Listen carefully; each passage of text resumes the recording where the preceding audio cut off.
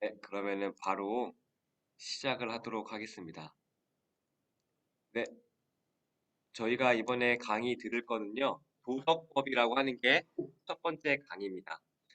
도덕법이라고 처음 들어보셨을 거예요. 약간 낯선 단어긴 한데 이것에 대해서 같이 공부해 보도록 하겠습니다. 네, 이번에 저희 목차는요, 크게 네 가지로 이제 진행이 됩니다. 첫 번째는 복습을 할 거예요. 저희가 상권, 우리가 1학기 때 배웠던 거 잠깐 복습을 하고요. 그 다음에 두 번째는 저희가 이 학원, 여러분 다 들고 계신 이 학원에 있어서 큰 그림을, 이렇게 공부할 겁니다. 큰 그림을 OT 같이 할 겁니다. 그 다음에 오늘 공부할 분량을 한 다음에 요약을 하면서 같이 마무리를 하도록 하겠습니다. 여기서 파트 1, 2, 4는 PPT로 진행할 거고요. 여기 파트 3은 책으로 밑줄 그으면서 해보려고 합니다. 그래서 책도 활용하고 PPT도 활용하는 식으로 진행을 하도록 하겠습니다. 네, 그러면은 복습을 좀 하도록 하겠습니다. 우리가 상권 때 엄청 두꺼웠던 1학기 때 배웠던 것들을 한마디로 요약을 하면은 우리가 하나님에 대해서 무엇을 믿어야 되는지라는 거예요. 여러분들 하나님에 대해서 어떤 걸 믿습니까? 라고 했을 때에 우리는 이것을 믿는다고 공부를 했는데요. 제 밑에 표 보이시죠? 그 표를 통해서 좀 보도록 하겠습니다.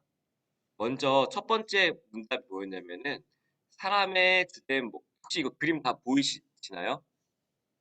네, 보이시죠? 네, 그러면은 보면 사람의 주된 목적이 무엇이나요? 하고 그 다음에 하나님께서 우리에게 주신 규칙이 있다고 이제 1학기 때 배웠어요. 그러면은 하나님께서 우리의 주된 목적은 우리가 늘 들었듯이 하나님의 영광을 위해 살아야 된다라는 것이 우리의 목적이었어요.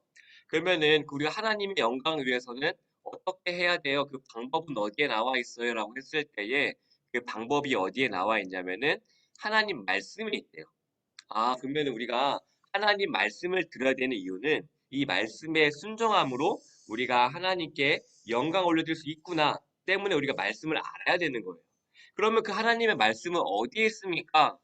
뭐 어디에 산 속에 있습니까? 동굴에 있습니까? 아니면 폭포 속에 있습니까? 라고 했을 때에 하나님의 말씀은 어디에 있냐면은 성경에 있대요. 구약과 신약 가운데 있대요. 즉 우리는 구약 성경과 신약 성경을 통하여서 하나님의 말씀을 보고 또한 그 하나님의 말씀을 통하여서 하나님께 영광 올려드릴 수 있는 그런 기쁜 삶, 우리 가운데 충만한 삶을 살 수 있다고 오늘 소요리 문답이 얘기해주고 있는 거예요.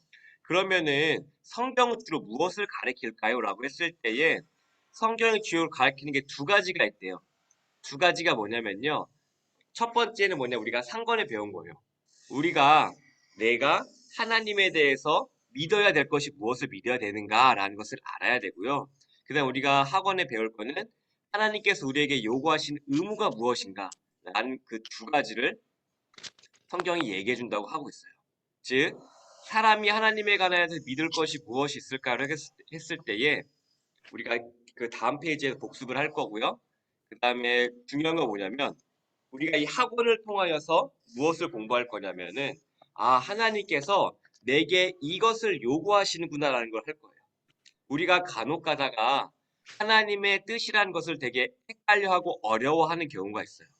하나님, A 학교를 갈까요? B 학교를 갈까요? 이게 하나님의 뜻인가요? 라고 질문을 할 수도 있고요. 아니면은 우리가 이 집을 이사를 해야 될까요? 아니면 여기 살아야 될까요? 이렇게 궁금한 것도 하나님의 뜻이라고 하면서 우리가 하나님의 뜻이 무엇일까라고 질문을 할 때가 많아요.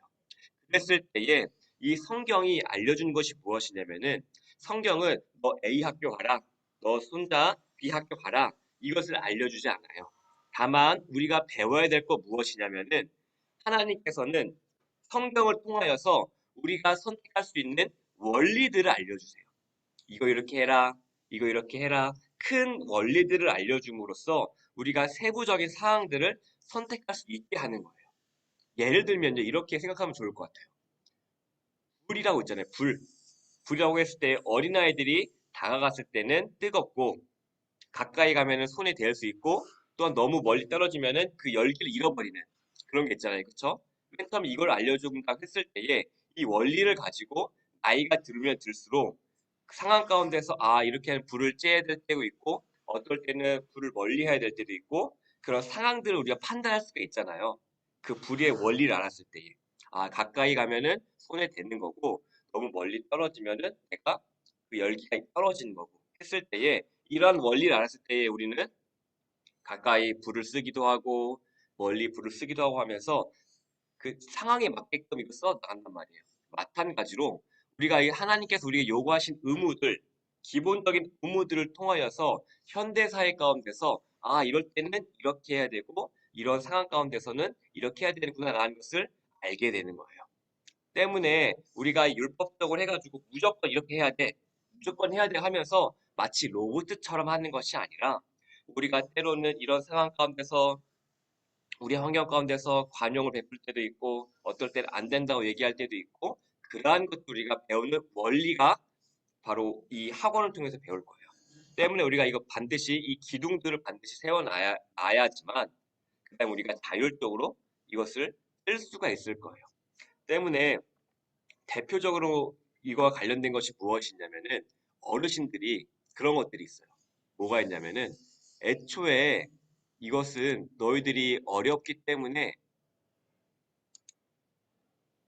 잠시만요. 이거 네 그런 게 있어요. 잠시만요. 이게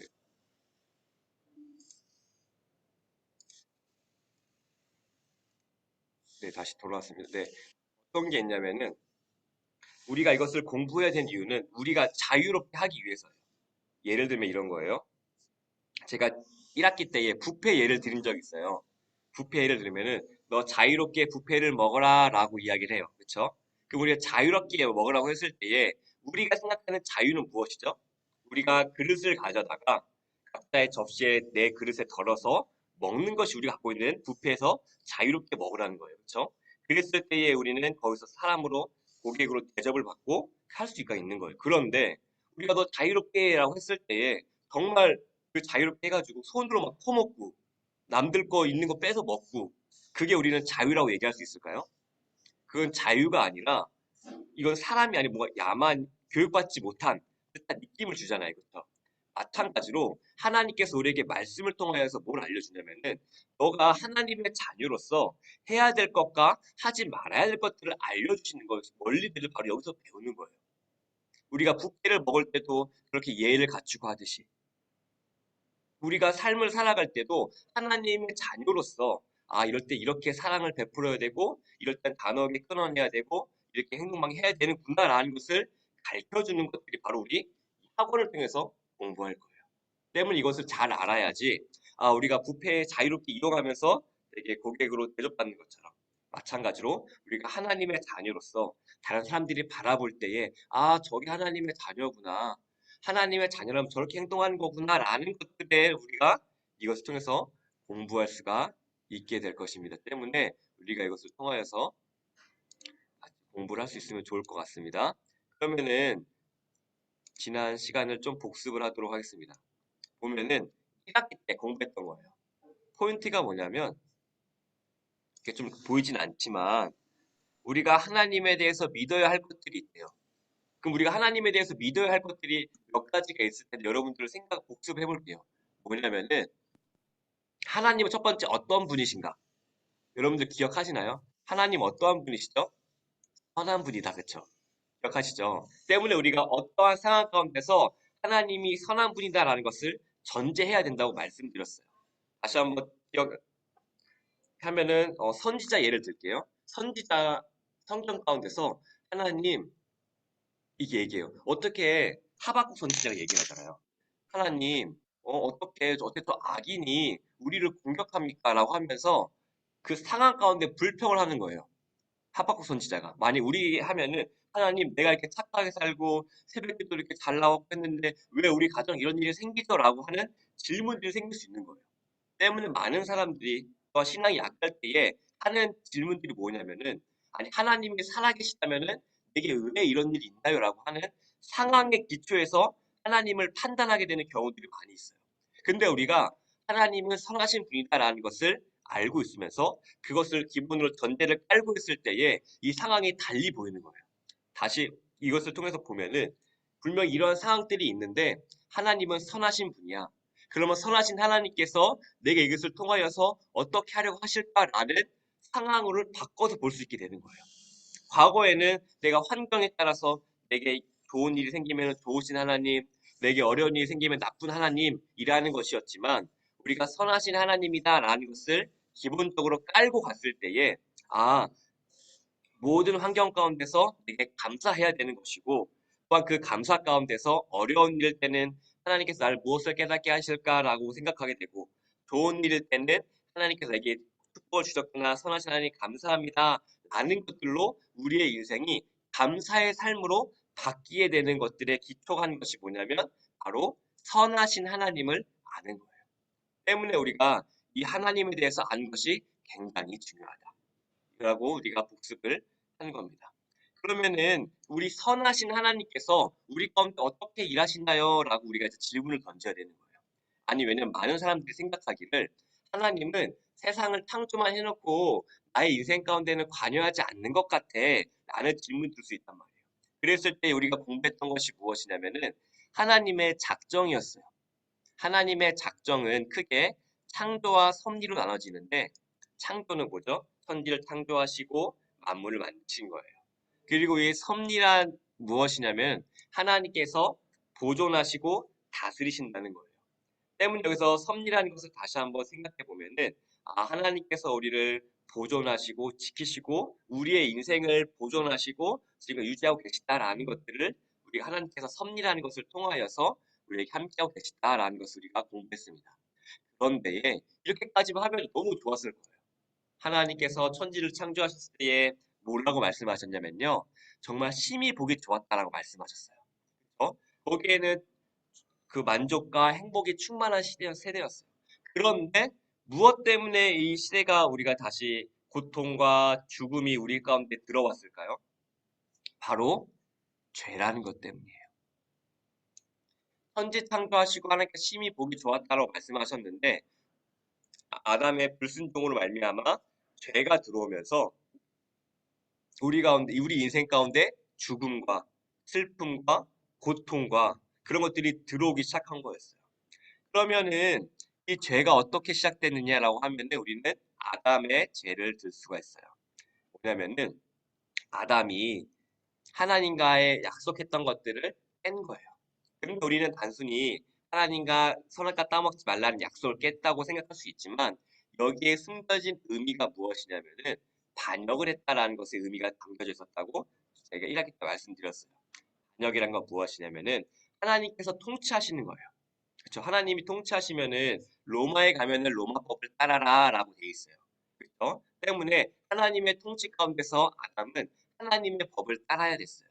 근데 하나님의 법을 따르지 않고 선악과를 따먹지 말라고 했는데 그것을 따먹음으로써 하나님의 법을 어기게 되는 것이고 하나님의 통치를 거부하는 것은 곧 뭐죠? 반역하는 거라는 거예요. 옛날에 고대 시대의 나라 봐도 속국이 자신에게 지켰던 것 하지 않으면은 너 반역이라고 하면서 공격했단 말이에요. 그러한 개념으로 생각했을 때에 아담은 하나님께 반역을 했던 것이다 라고 하면서 이게 죄의 원리다라고 하는 거예요. 때문에 이 죄 때문에 원래는 영원한 생명을 통해 갈 수 있었는데 하나님으로부터 큰 징벌을 받게 됐어요.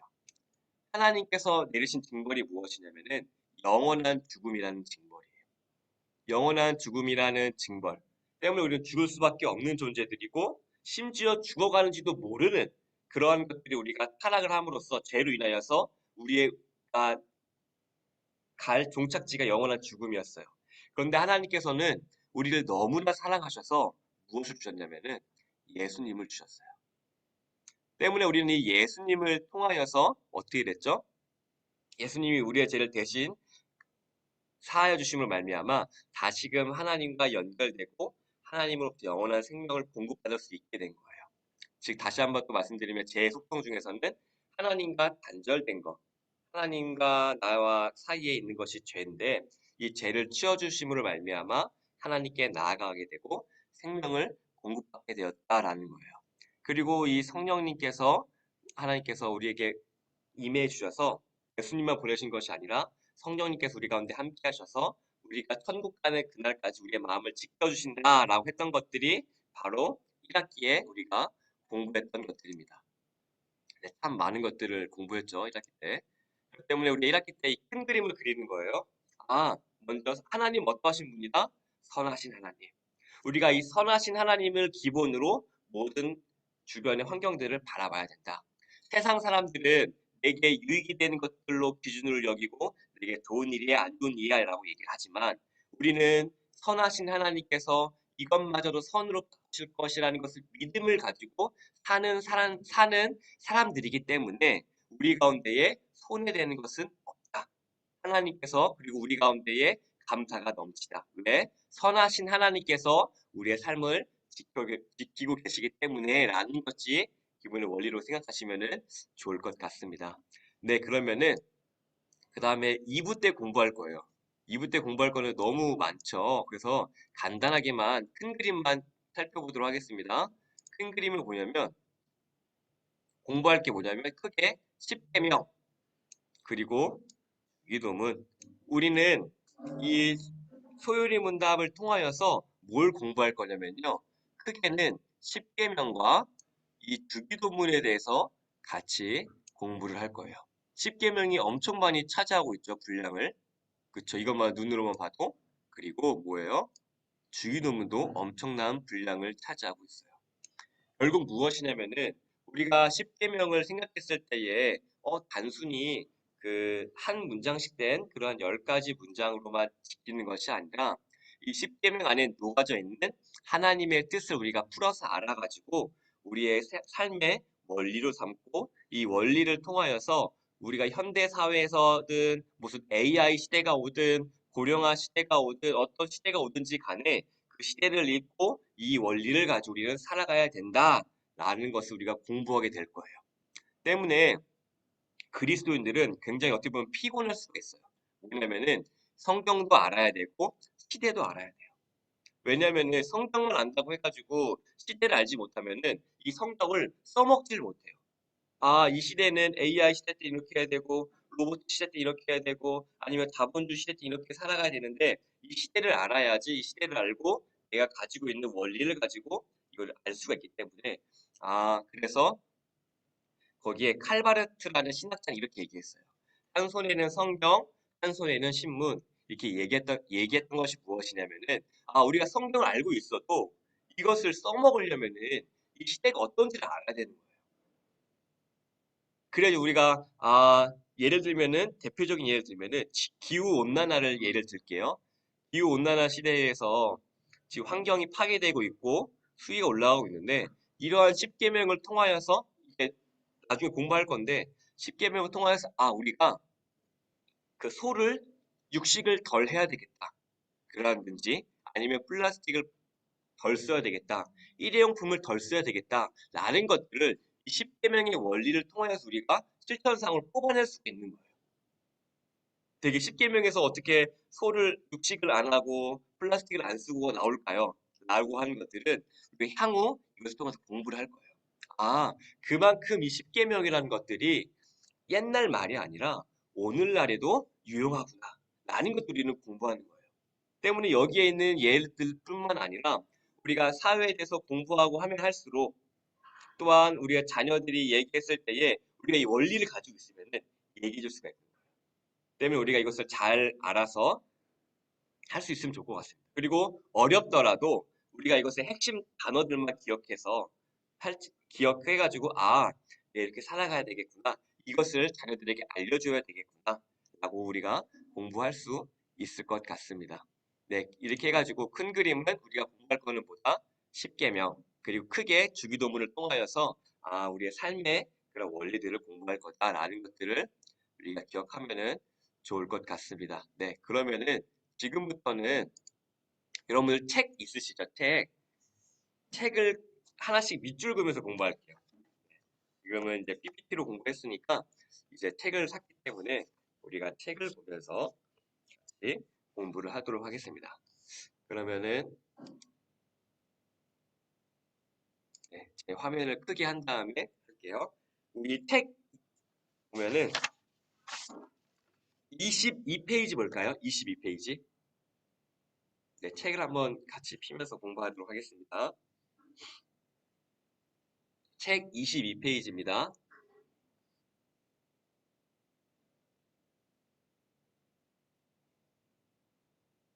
네, 다 찾으신 줄로 알고 세 번째 단락에 밑에서 두 번째 줄이에요. 책 22페이지에 세 번째 단락에 밑에서 두 번째 줄, 밑줄을 그을게요. 그 순종이라는 것이 할게요. 그 순종의 밑줄을 쭉 그을게요. 그 순종이라는 것이 우리에게 진정한 자유와 더 큰 기쁨을 누리도록 해주는 것임을 알아가게 될 것입니다. 여기서 순종이라고 동그라미라고 표시할게요.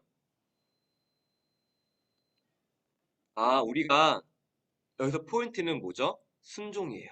아, 우리가 이 소율이 분답 학원을 공부한 이유는 무엇이냐면은 우리가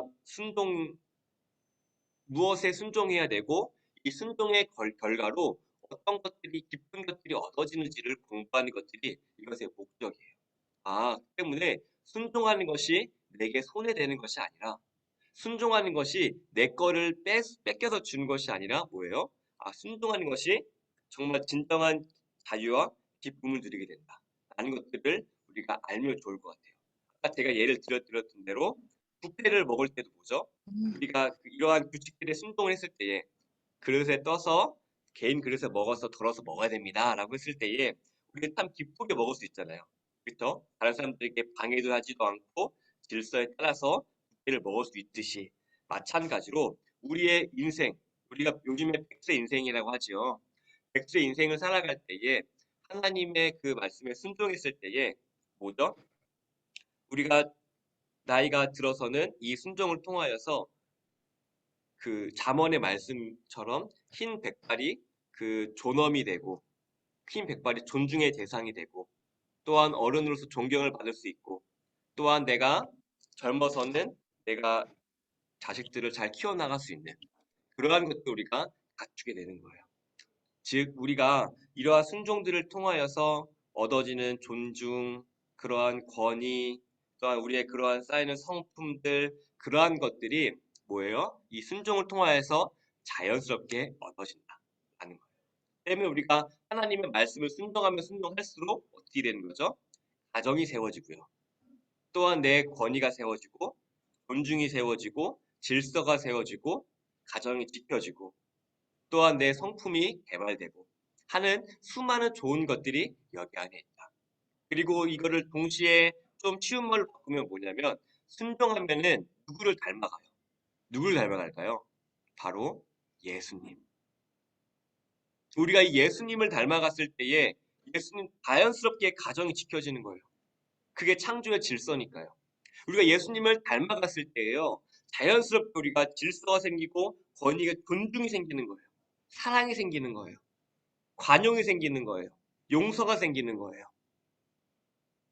이 순종을 통하여서 궁극적으로 향할 지점은 어디냐면 예수님이다. 우리는 그 지점을 놓쳐서는 안 됩니다. 순종하게 되면은 뭐 너 다른 신을 두지 말라, 뭐 간음하지 말라, 막 그런 것들이 나와요. 근데 우리는 그러한 문자에서 멈추는 것이 아니라 그것을 지나서 우리가 궁극적으로 나아가야 될 지점이 예수님 닮은 것. 그것을 기억해야 돼요. 아, 내가 하나님, 그래서 이것을 우리가 공부하면서 늘 여러분들이 기도해 주시면 좋은 것이 하나님, 이것 통해서 다 이해하지 못할 수도 있습니다. 그러나 내가 이것을 통하여서 예수님 닮아가는 삶을 살아갈 수 있도록 이것은 기억할 수 있도록 도와주십시오. 라고 우리가 기도를 해야 되는 거예요. 예수님 닮아갈 수 있도록 도와주십시오.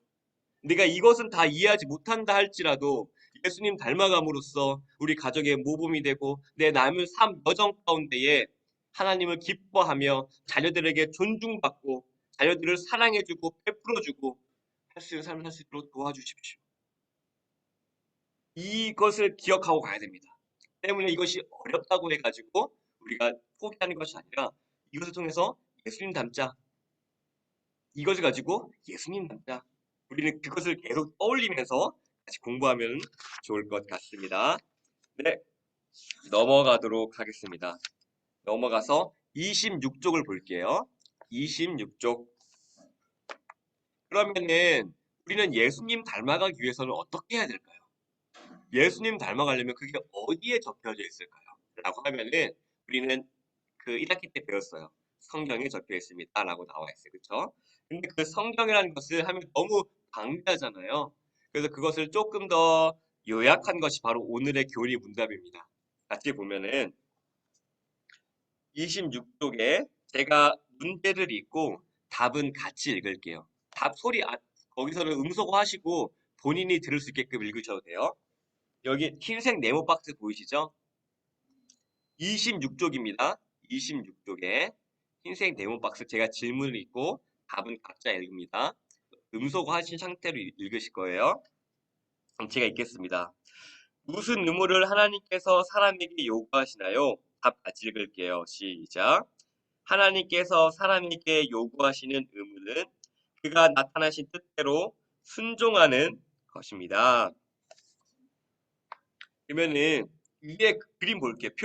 표 그림 보면은 하나님께서 사람에게 요구하시는 의무라고 하면서 밑줄을 그을게요. 그리고 이 꼴을 하고 뭐라고 쓰냐면 예수님 닮아가는 것이라고 쓸게요. 예수님 닮아가는 것.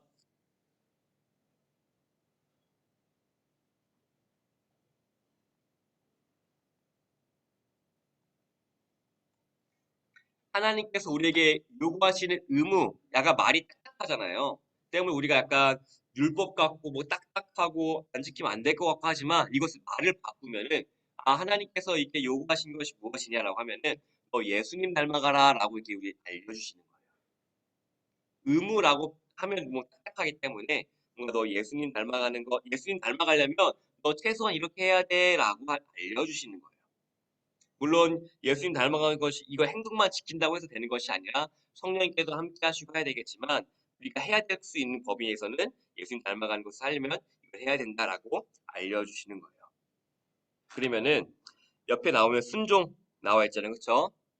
옆에 나오면 순종 별표 그리고 그가 나타내신 뜻 밑줄. 즉 하나님의 뜻을 우리가 따라가면은 어떻게 뭘 닮아간다? 예수님을 닮아간다. 이것을 기억해야 됩니다. 그리고 옆에 보면은 영원한 도덕법이라고 40문 돼 있죠? 네, 밑줄을 긋고 바로 옆으로 넘어가겠습니다. 27쪽이에요. 아, 결국 하나님께서 우리에게 요구하시는 것이 무엇이냐? 너 예수님 닮아가려면 뭐 해야 되라고 했을 때에 무엇이 필요하다? 도덕법이라는 것이 필요하다라고 알려주고 있어요. 그래서 도덕법이 무엇이냐라고 하면은 여기 하나하나씩 살펴보도록 하겠습니다. 27쪽에 보면은 첫 번째 단락 나타내신 뜻 있잖아요. 나타내신 뜻의 세 번째 줄 동그라미 할게요. 세 번째 줄. 도덕법을 동그라미 기준으로 정하십니다. 밑줄.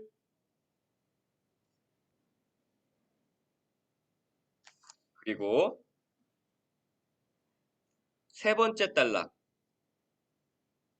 세 번째 단락에 첫 번째 줄부터 쭉 밑줄 그을게요. 그러나부터 보이시죠? 세 번째 단락에 첫 번째 줄부터 밑줄 쭉 그을게요. 그러나부터 시작.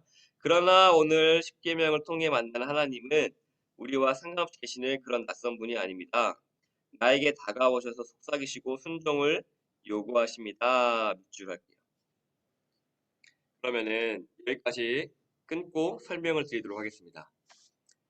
이것이 조금 글이 어렵기 때문에 옆에 있는 그림을 볼게요. 보라색 박스에 있는 그림 보이시죠? 하나님께서 사람에게 요구하신 의무가 있대요.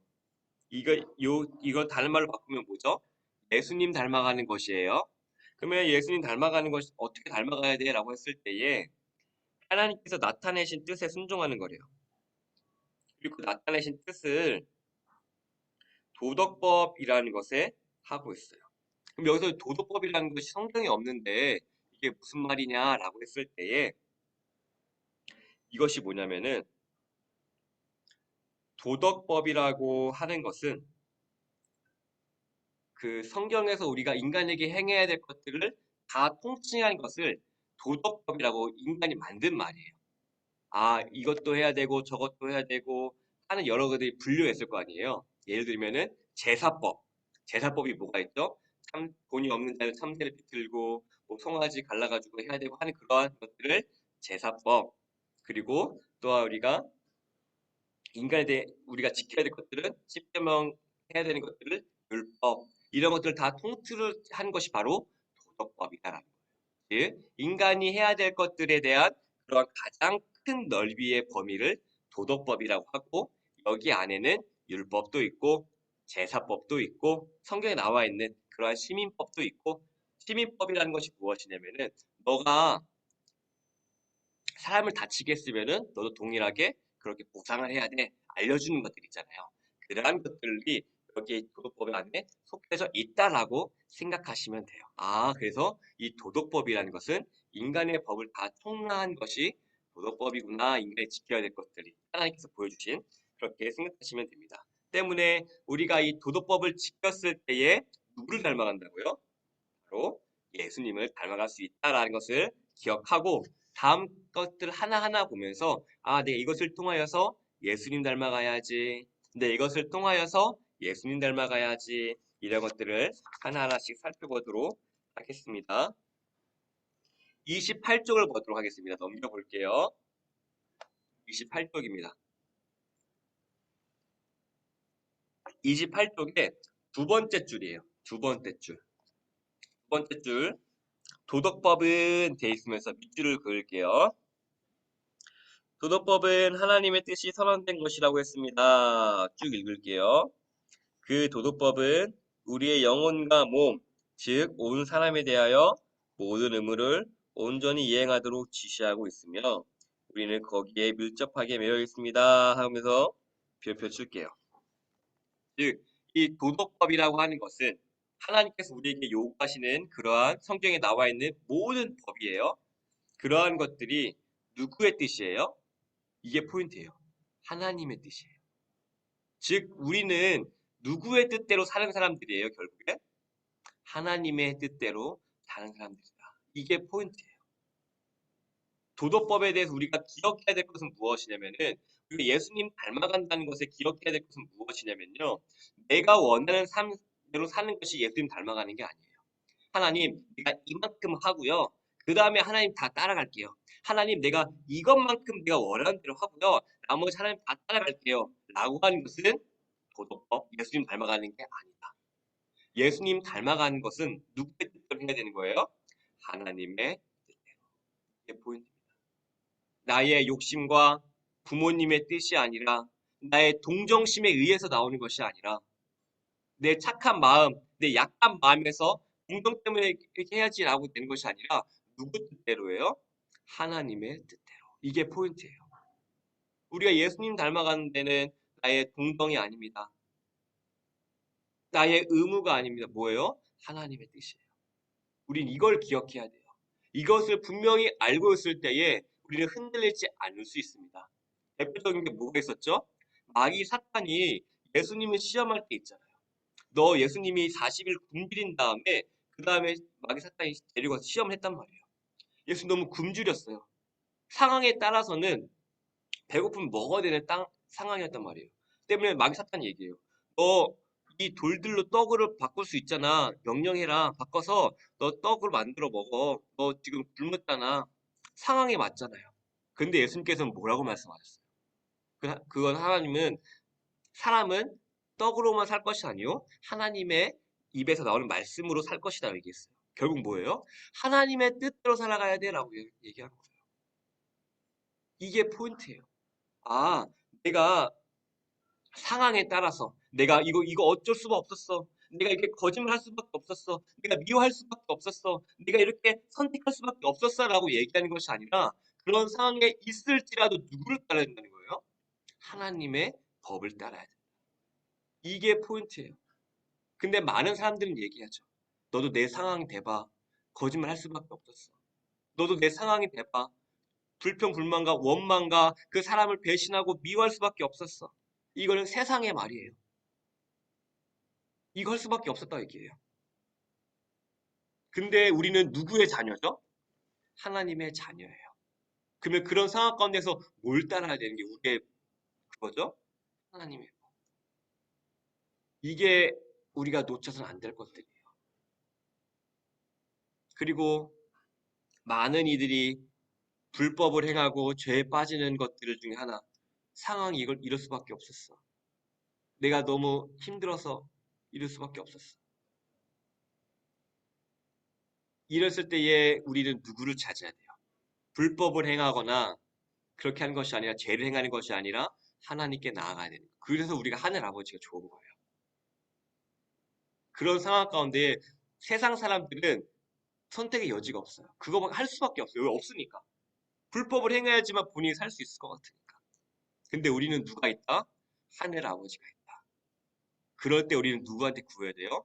하늘 아버지께 구해야 된다. 라고 주기도문에 있어서 공부할 거 있다가 나중에도. 아, 이게 다 방법들이 있구나. 하나님께 우리 홀로 내버려 두지 아니하셨구나. 그 주기도문을 공부하면서 우리가 이게 기도의 원리구나도 공부할 거거든요. 우리 이렇게 행하면 되는 거구나 라고 알면 좋을 것 같습니다. 때문에 이 도덕법은 하나님의 법을 따르는 것이고요. 그리고 이게 포인트가 있는데 여기에 따옴표 있는 거 밑줄 그은 것 중에서 온 사람 모든 의무 이게 돼 있잖아요.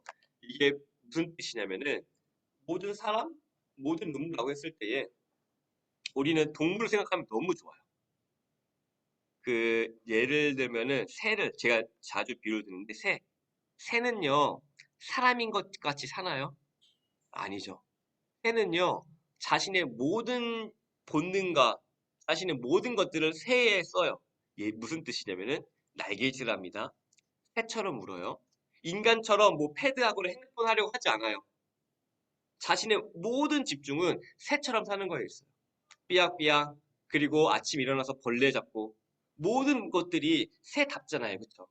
새가 갑자기 뭐 두더지처럼 땅을 판다거나 그러지 않는 말이에요. 새는 새로서 날개짓, 소리 삐약삐약 벌레 잡아먹어요. 마찬가지로 우리 인간도요. 하나님의 온 모든 것들을 집중되어야 된다는 거예요. 새가 새일 수 있는 것은요. 새에만 집중하기 때문이에요. 자신의 그 범위를 거기까지만 하는 거예요. 날개짓, 내가 삐약삐약 우는 거, 그리고 내가 볼 보는 거, 그 너머를 하지 않아요. 새가 자신의 범위를 넘어서 땅을 파는 거 보신 적 있나요? 무슨 뭐, 둥지 쌓으려고 하는 것도 있겠지만, 갑자기 새가 갑자기 막 해가지고 갑자기 땅에서 막 뛰거나 그런 거 본 적 있으신가요? 안 한단 말이에요. 새니까 안 해요. 범위가 있단 말이에요. 새는 새니까 날개짓하고 삐약삐약하고 거기만까지만 해요. 그 너머를 하진 않아요.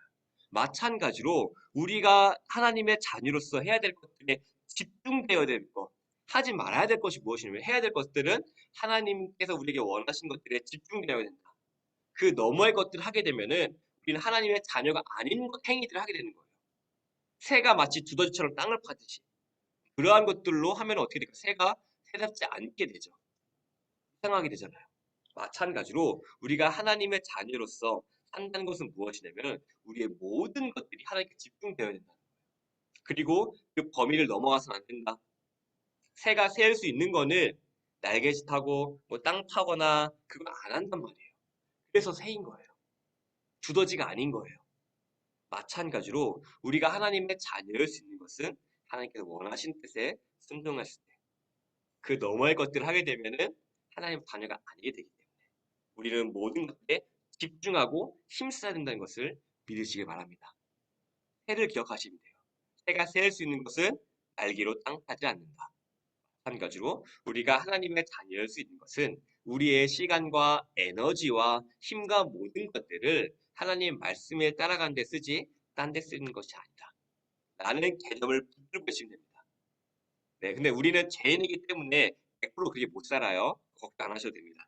다만 우리가 이건 알고 있어야 됩니다. 원리는. 우리 이렇게 살아가는 자들이구나. 우리의 방향성은 여기구나. 넘어갔으면 다시 한번 하나님 죄송합니다. 하나님께 나아가고 다시 나아가고. 또 못 살았으면 또 넘어졌다가 하나님 울고 새벽에 하나님 죄송해요. 또 다시 나아가고. 이게 우리의 하나님의 자녀의 모습인 거예요. 거기에 목표를 가지고 자신의 것들 들이밀게 되는 것을 믿으시기를 바랍니다. 때문에 이러한 것들을 다른 좋은 말로 표현하는 게 있어요. 뭐냐면요. 29쪽입니다. 29쪽에 첫 번째 줄을 밑줄로 그을게요. 참되시고 보이시죠? 참되시고 유일하신 우리 하나님을 알아가고 인정해 나가는 것 밑줄 별표. 결국 우리의 인생은요, 이 한마디로 요약이 된다고 봐도 될 것 같아요. 뭐예요? 하나님을 알아가고 인정해 나가는 것이다. 우리는 처음 생각하면, 나 하나님 인정하는데요? 하나님 많이 아는데요? 라고 어렴풋하게 얘기할 수 있어요. 근데 우리가 하나님을 알면 얼만큼 알까요? 하나님은 어떠한 분이시죠? 우주보다 크신 분이에요. 우리의 머리털도 다 세신받은 분이에요. 그리고 우리의 훨씬 초월을 하고 계시고, 또 우리가 이 성경도 다 완벽하게 이해하지 못하는 감히 하나님을 안다고 얘기할 수 있을까요? 하나님을 알아간다는 것은 하나님은 선하신 분이잖아요. 그렇죠? 그러면은 선하다는 것은 내게 좋다는 거예요. 굿이에요. 굿. 굿인데 하나님을 알아간다는 것은 무엇이냐면은 만약에 이 핸드폰으로 예를 들게요. 아니 이걸로 한 예를 들겠습니다. 이게 인형이 있는데 하나님 안다는 것은 우리가 하나님은 너무 크시잖아요. 우리는 조금씩밖에 하나님 모른단 말이에요. 그렇죠? 다윗에게 행하셨던 하나님, 아브라함에게 이걸 행하셨던 하나님, 그리고 바울에게 행하셨던 하나님 조금씩 안단 말이에요. 인생 가운데 하나님 하면서 이 조금 알았을 때에 너무 선하, 너무 내게 좋다. 또 여기 조금 알아도 이 부분만 떼도 되게 너무 좋다. 여기 조금 알아도 너무 좋다. 즉 결국 이 꼴은 뭐냐면 하나님을 알아간다는 것은 뭐냐면요. 내가 그 선함을 누린다는 거예요. 결국에. 하나님을 알아간다는 것은 무엇이냐면요. 그 기쁨이 내게 온다는 거예요. 하나님은요. 굿이에요. 굿. 너무 좋다는 거예요. 그러면 내가 하나님이 이걸 알면은 그 도움을 아는 거예요. 아, 너무 좋다. 인생이 역시 이거야. 하나님의 자녀는 역시 이래서 좋아. 하나님의 내가 힘들 때 하나님 알아요. 하나님의 자녀를 힘들 때도 나 이렇게 붙들어 주시는구나. 이게 바로 하나님을 알아간다는 것은 내 인생이 좋은 것들로 충만해지고 풍성해진다. 라는 것을 생각하시면 돼요. 내가 하나님을 알아간다 생각하면요. 내가 이거 성경 공부도 해야 되고, 이것도 해야 되고 하면서 약간 지식적으로 아는 게 있는데, 그러한 알아가는 것이 아니라, 하나님이 선하신 하나님께서 아브라함의 삶 가운데 어떻게 행하셨는가? 선하신 하나님께서 아브라함 삶 가운데 이렇게 행하셨으니까 내 인생 이렇게 행하셨구나. 내가 과거를 돌아봤을 때에 우리의 자녀들이 성장하는 것을 보았을 때에 지금 이 자리로 불러주신 하나님을 기억했을 때에 우리 하나님이 선하시게 역사하시는구나. 이것을 알아가면서 내가 든든한 거예요, 마음이. 우리 하나님이 이렇게 나를 지켜주시고 우리 하나님 날 이렇게 붙들고 계시는구나. 내 인생 너무나 든든하구나. 우리가 하나님을 알아간다는 것은 지식적인 알아감이 아니라 삶이 풍성해진다는 거예요. 그래서 든든해요. 우리 자녀를 지켜주실 거기 때문에. 내 노후 가운데 함께 하실 거기 때문에. 지금도 나를 사랑하셔서 자신을 더 알려주기 위하여서 그 좋은 것을 주기 위하여서 이 자리를 불러주신 하나님이 계시기 때문에. 우리는 이 하나님을 찬양하는 거예요. 그래서 우리가 나오는 것이 하나님을 찬양합니다라고 나올 수밖에 없는 거예요. 와, 우리 하나님 이렇게까지 하신단 말이야? 나는 이제 이렇게 해서 그만했으면 됐다고 생각했는데 그런 나를 이 자리에 앉혀다가 이거를 깨닫게 하신단 말이야? 네가 잘 내가 포기하려고 했는데 나를 이렇게 불러 앉히셔서 이렇게 나를 알게 하신단 말이야? 하나님 찬양합니다. 역시 우리 선하신 하나님이에요. 이거예요. 그 하나님을 알아가는 것은 내게 곧 기쁨이다 이거예요. 여러분들 이걸 믿으시기 바랍니다. 하나님을 알아가는 것은 곧 기쁨이다. 한번 적어볼까요? 하나님을 알아가는 것은 곧 기쁨이다. 든든한 거예요. 간증이 있는 거예요. 흔들리지 않는 거예요.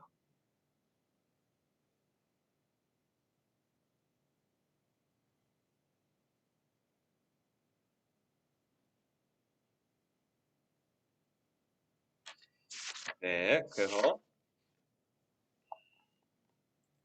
33쪽으로 넘어갈게요. 지금 제가 너무 시간을 써가지고 제가 좀 서둘러야 될 것 같습니다. 33쪽입니다. 그러면은 우리가 이 성경, 도덕법이라고 했는 게 왜 보면은 제가 읽진 않았지만 이 도덕법이라는 거는 한번 생각해 보세요. 믿는 사람들만 필요할까요? 안 믿는 사람도 필요할까요? 그쵸? 여러분들이 아시는 대로 안 믿는 사람도 필요해요. 왜냐하면 우리가 전도하잖아요. 그렇죠? 뭐라고 전도해요? 예수님 믿어야지 천국 가요 얘기하잖아요. 예수님 믿어야지 여러분들 행복해져요 얘기하잖아요. 결국 뭐냐면 이 율법, 도덕법이라는 것이 왜 필요하냐면은 당신은 부족한 사람이라는 걸 깨닫게 해주는 거예요. 너는 너가 정상인 것 같지? 너는 너가 잘 살고 있는 것 같지? 하나님이 없는 인생은 잘 사는 게 아니야. 하나님이 없는 인생은 뻥 뚫린 구멍 가운데 영원한 죽음으로 걸어가는 인생이야. 라는 것을 알려주기 때문에. 그래서 이것을 33쪽에 보면은 율법의 제1용도에서 죄를 깨닫게 하고 억제하게 한다라고 하는 거예요. 죄가 뭐예요? 너 하나님 없는 걸 알려주는 거예요. 죄가 뭐예요? 죄가 뭐죠? 하나님과 나 사이를 막는 게 죄예요. 그쵸? 결국 이 꼴은 뭐냐면 너 인생 가운데 하나님이 없다라는 거예요. 죄 때문에. 이걸 알려준다는 거예요. 도덕법이. 하나님 말씀이.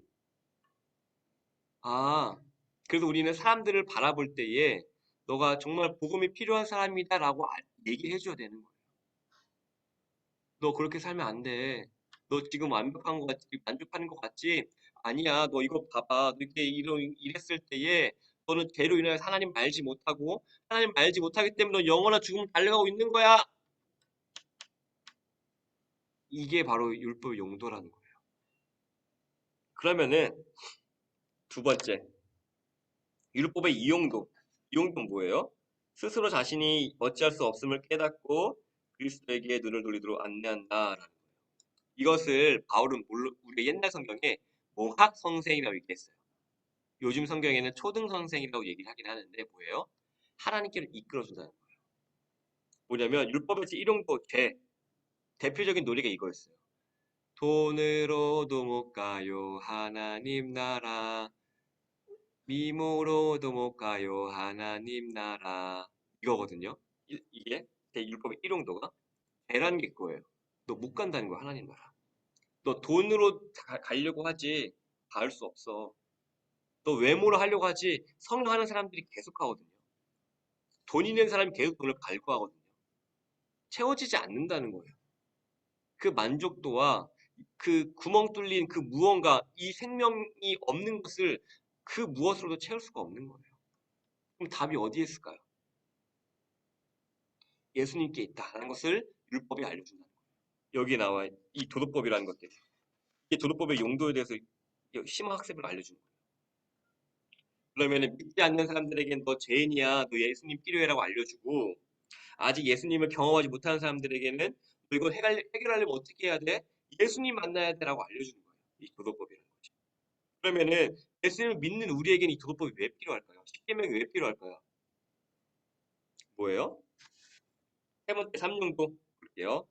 삶의 규범으로서 거룩을 추구하고 살아가며 즐거운 마음으로 율법을 따르도록 한다.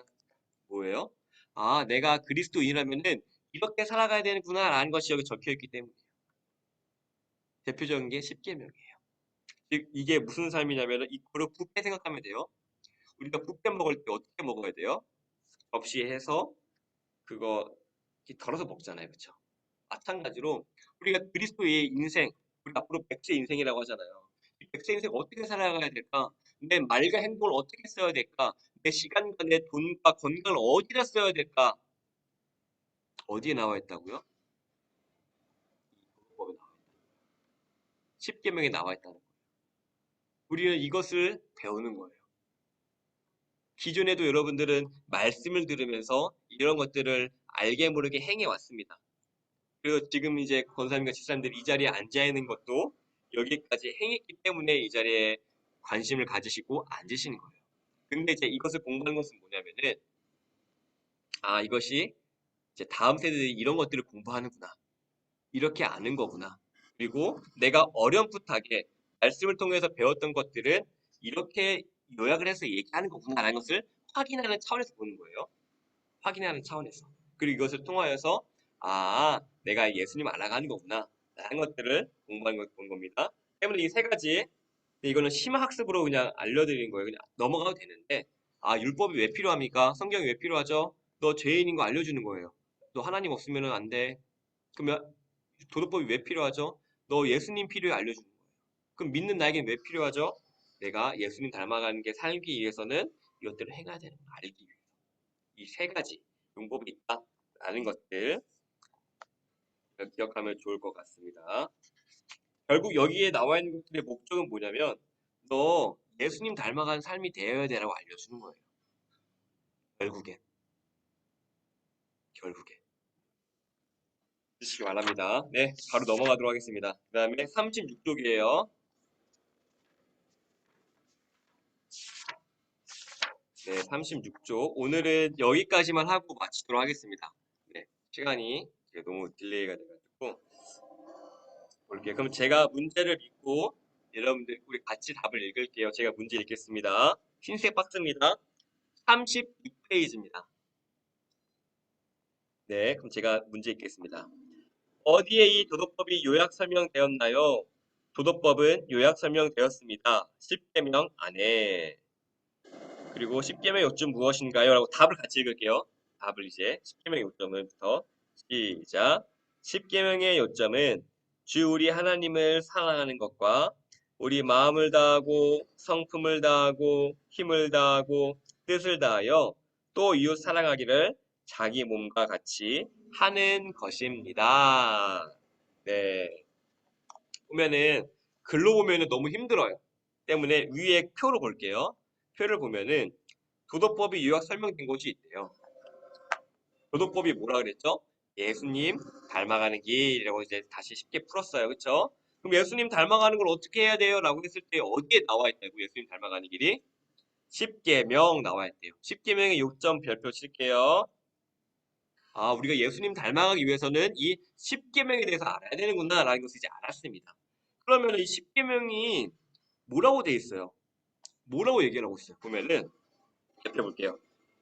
이 맨 위에 표 보면은 누구를 사랑하라고 돼 있어요? 하나님을 사랑하고 밑줄.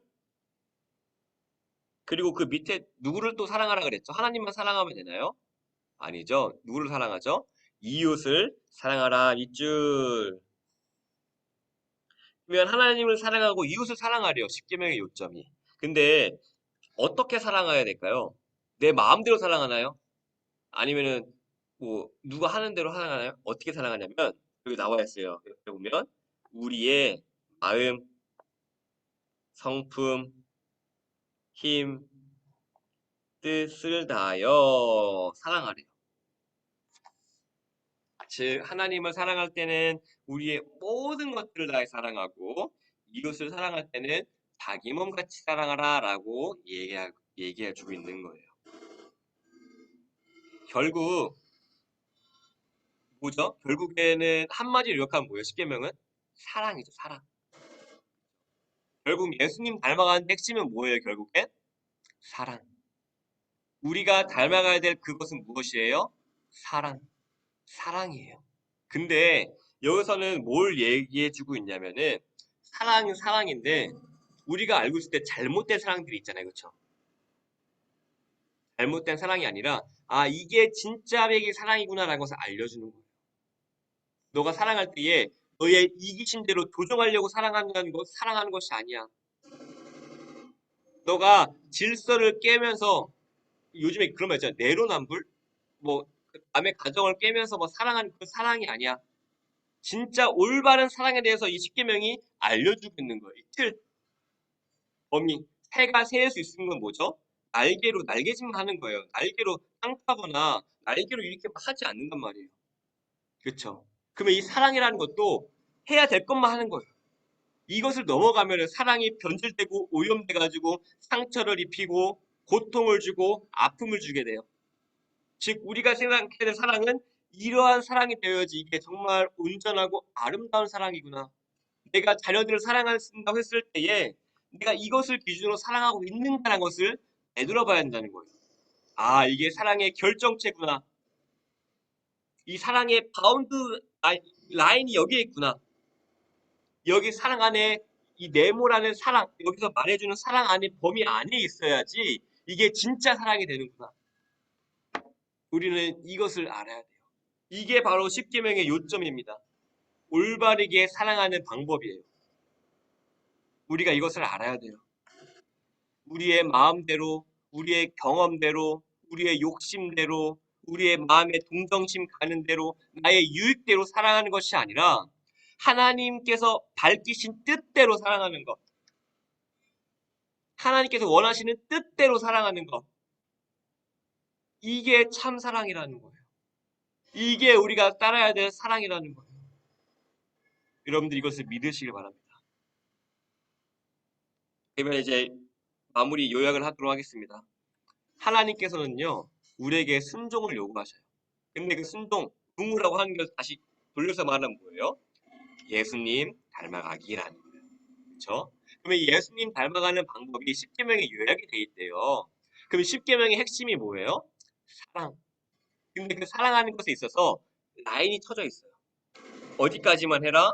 하나님을 사랑하는데 온 힘을 다해 사랑하는 것과 이웃을 사랑하는데 내 몸과 사랑하는 그 범위 안에서 사랑했을 때 이게 올바른 사랑이다.